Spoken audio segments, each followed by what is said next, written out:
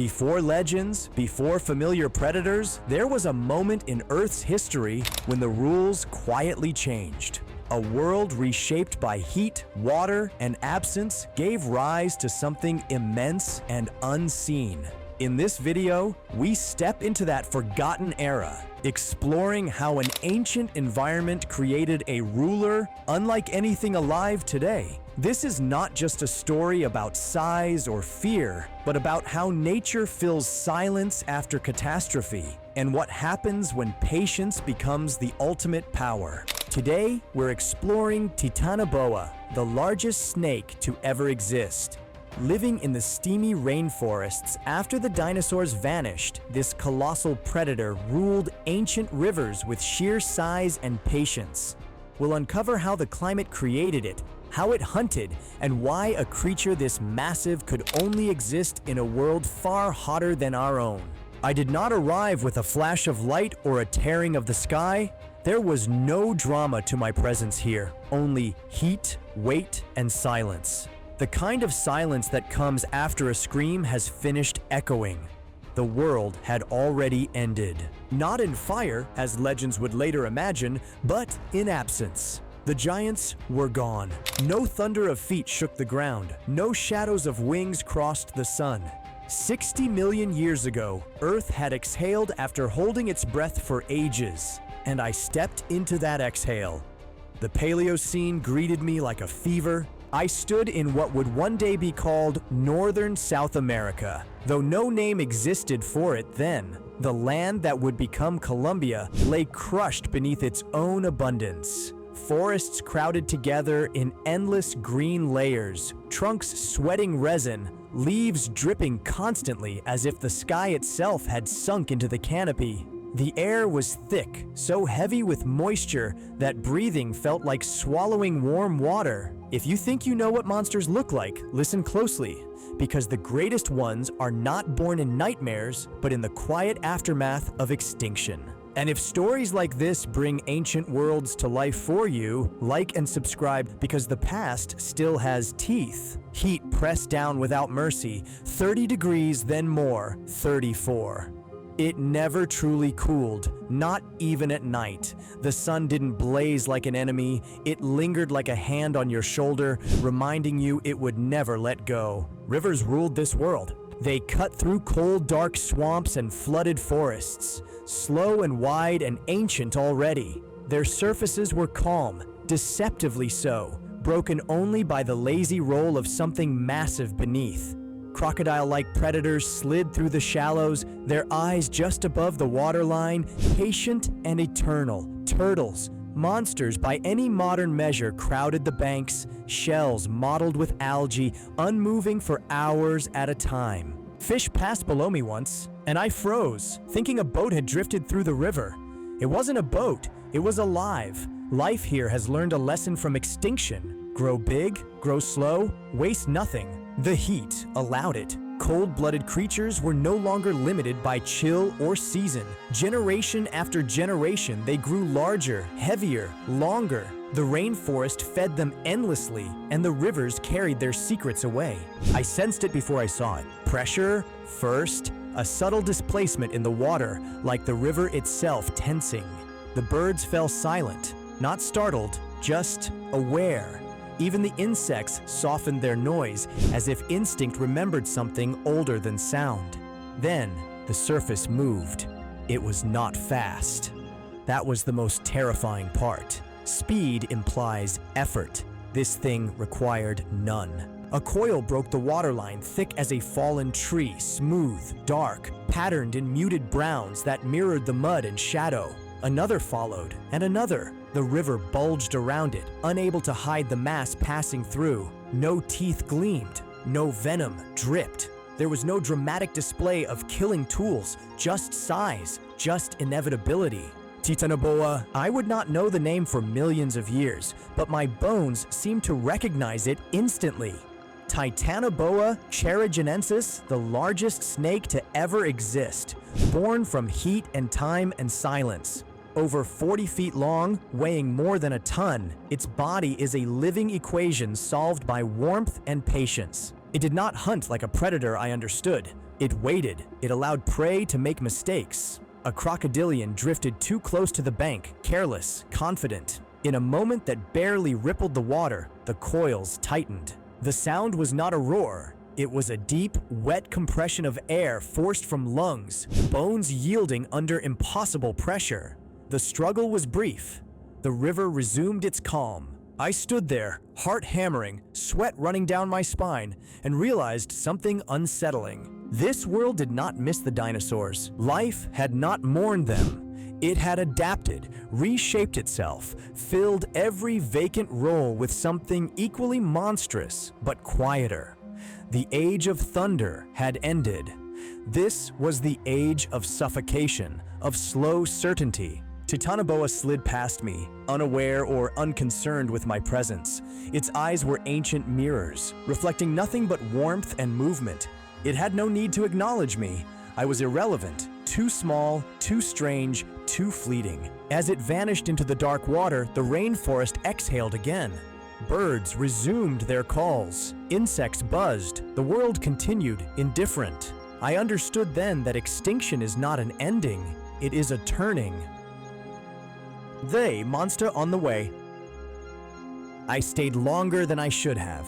Curiosity is a dangerous thing in a world where patience kills more effectively than teeth.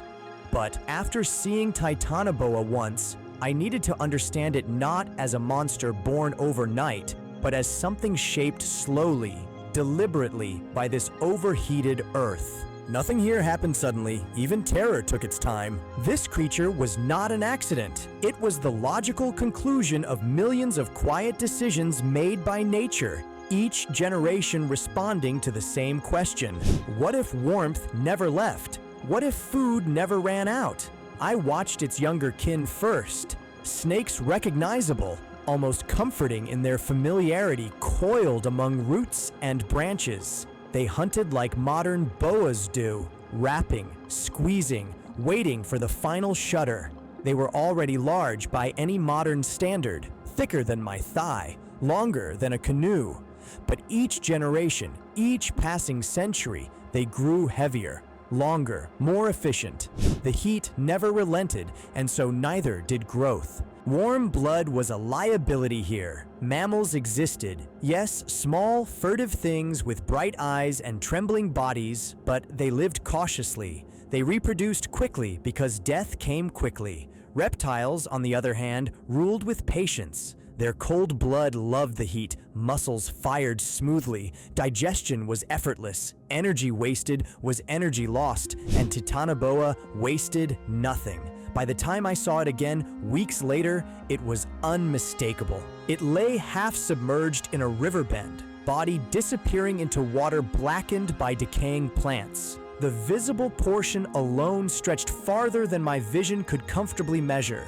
12 meters, 14 perhaps, 40 feet of muscle and scale and purpose. Longer than any vehicle I had known in my own time. Its body was not sleek like a striking snake. It was massive, over 1,000 kilograms of living pressure. Each coil pressed into the mud, leaving trenches that filled slowly with water. When it shifted, the riverbank trembled. I realized then that size alone was not its most terrifying trait. It was controlled. Titanoboa did not thrash, it did not rush, it barely moved at all. Its vertebrae are each one broader than my hand, aligned with effortless precision. Muscles the thickness of tree trunks flexed without sound. Fossils would later tell scientists how enormous those bones were, how wide, how heavy, but fossils could never capture how smooth it was in life. I watched it hunt. A crocodilian nearly 15 feet long, armored and confident, drifted too close. Any other predator would have lunged, snapping jaws, splashing water. Titanoboa simply adjusted its position. The river did the rest. The snake's coils surged forward, not fast but unavoidable, wrapping once, then twice, then again. There was no bite, no venom, just pressure measured, rhythmic, tightening with every desperate heartbeat of its prey. Constriction is not crushing bones immediately. It is smarter than that. It stops breathing. Each time the crocodilian exhaled, Titanoboa tightened. When it tried to inhale, there was nowhere for the lungs to expand. Panic came first, then weakness, then silence. The entire process took less than a minute. When it was done, Titanoboa loosened its coils and waited again as if nothing had happened. No rival challenged it. None dared. In this ecosystem, it sat above all others, not because it chased them away, but because everything else knew. Even the largest turtles kept their distance. Even the river seemed to flow more carefully around it. Titanoboa belonged to the water. On land, its weight was immense, demanding effort. In the rivers, it became something else entirely, a shadow, a pressure wave, a slow-moving certainty. Like modern anacondas, it used water to support its bulk, gliding beneath the surface, eyes just visible, watching, waiting, measuring. I understood then how it could exist at all. The environment fed it endlessly. Fish large enough to sustain it. Crocodilians are foolish enough to challenge it. Mammals that wandered too close to the banks. And the heat constant relentlessly kept its metabolism running smoothly, its muscles responsive despite their size. Nothing here forced Titanoboa to hurry. Time itself bent around it. Millions of years later, humans would find its bones buried beneath coal, hundreds of vertebrae, ribs scattered like clues across stone, no complete skeleton, just fragments.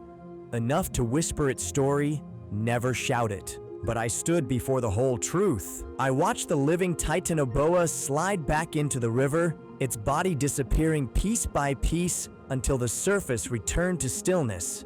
No ripples, no sign it had ever been there. A kingdom of water and shadow.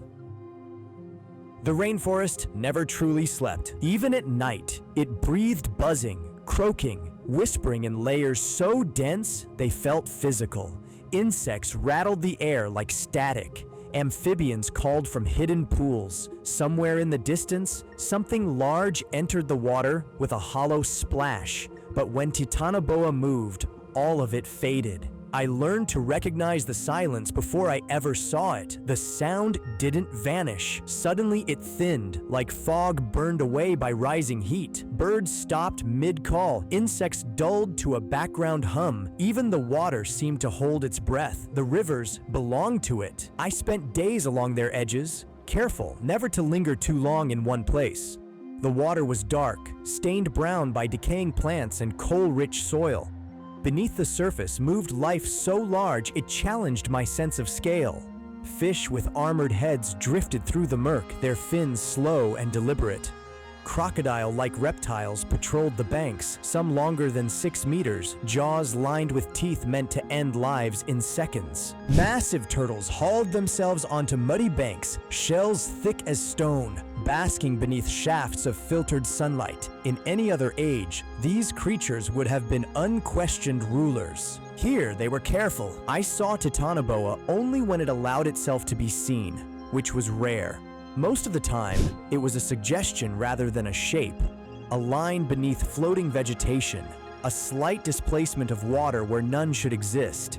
Its body blended perfectly with shadow and silt, scales patterned like drowned leaves. It could wait longer than anything else alive. Hours passed, sometimes days. Titanoboa remained still, muscles relaxed but ready, eyes fixed on a world it understood far better than I ever would. It did not watch with hunger. It watched with calculation, reading vibrations through water and earth alike. A ripple traveled across the river's surface. That was enough. The strike was sudden, violent in its efficiency. The water erupted not outward, but upward as Titanoboa surged from below with astonishing power. Its jaws opened wide, stretching to engulf prey whole or clamp down just long enough to anchor its grip. Then, the coils followed. I watched a massive fish disappear without a sound, pulled beneath the surface as if the river had swallowed it. No thrashing, no escape. One moment it existed, the next, it was gone. Another time, a crocodilian made the mistake of approaching the same bend too often. I recognized it by a scar along its flank. Confidence, experienced, dead. Titanoboa struck from below, coils wrapping with methodical precision. The reptile fought, snapping, twisting, but armor meant nothing here. This was not a battle of teeth. Constriction was a science. Each coil tightened in rhythm with the prey's own body. Blood flow slowed. Circulation failed. The heart stopped long before bones cracked. Death arrived quietly, almost gently, carrying on pressure rather than violence. Even turtles were not entirely safe. I witnessed Titanoboa wrestle one from the water, a colossal creature with a shell thick enough to repel most attacks. Titanoboa could not bite through it. It didn't need to. The coils tightened, squeezing until breath became impossible. Air fled, strength followed. The shell remained intact, but the life within it did not. When the feeding was done, Titanoboa retreated, dragging its meal into deeper water or dense vegetation. Then, once more, it vanished. Afterward, the river returned to motion. Sound crept back in layers. Insects resumed their droning chorus. Birds tested the air with cautious calls. Life continued, altered but intact. Titanoboa did not hunt often. Once fed, it could go weeks, perhaps months, without needing to strike again. Its massive body stored energy efficiently, its slow metabolism perfectly tuned to a world of abundance and heat. There was no waste in its design. Its presence shaped everything. I noticed how fish avoided certain stretches of river, how crocodilians favored narrower channels, how turtles basked farther from the water's edge. Smaller predators learned to recognize invisible boundaries. This was not fear, it was adaptation. Titanoboa did not rule the entire world, but it ruled this one. I understood then that it was not cruel. Cruelty implies choice. Titanoboa had none. It did what it was built to do, no more and no less. In this greenhouse Earth, balance was enforced not by mercy, but by muscle, patience, and heat. The world needed a hand on the scale.